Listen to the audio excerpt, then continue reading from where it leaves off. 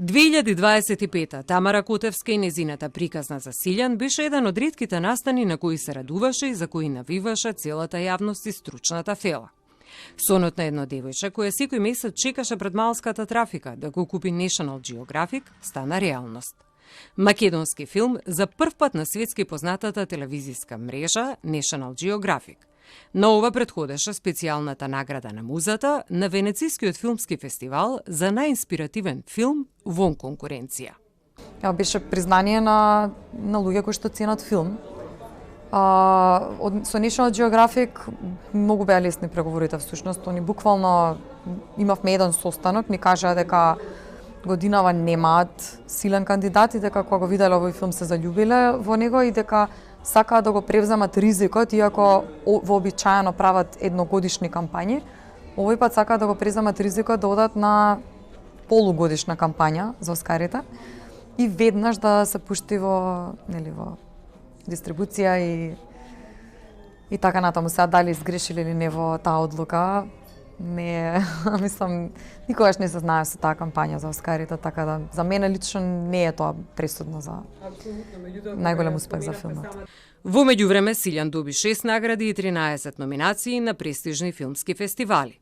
Целата македонска јавност гласаше за Cinema Eye Honors.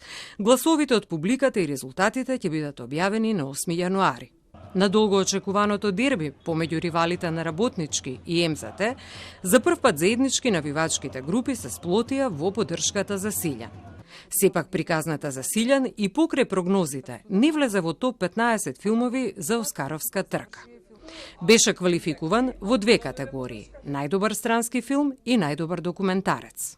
Чувствував огромна поддршка и од јавноста и од повеќето мои колеги, што можеби не се случува секогаш, можеби зависи до индивидуалецот како се поставува према работите, меѓутоа во мојот случај можам да кажам дека не би ни рекла дека е промена, тоа бидејќи првиот пат имаше огромна поддршка во време на Ханиленд, во време на Медена земја. Овој пат сметам дека тоа и такако беше нагласено, се вида тоа и по гласањето за Cinema Eye Honors, колку луѓето беа активни. На прашањето што со оние коментари дека сепак филмот не влезе во официјалната конкуренција за Оскар, таа со едноставен одговор.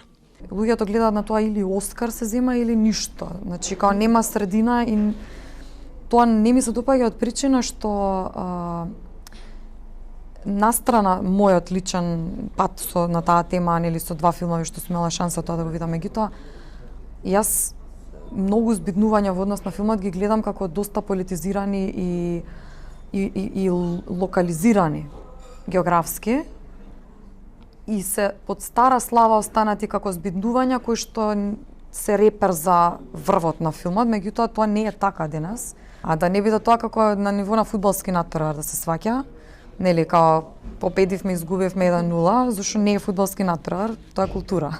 Документарниот филм Приказната за Силјан во режија на Тамара Котевска ќе има македонската премиера на 4 јануари во Македонскиот народен театар.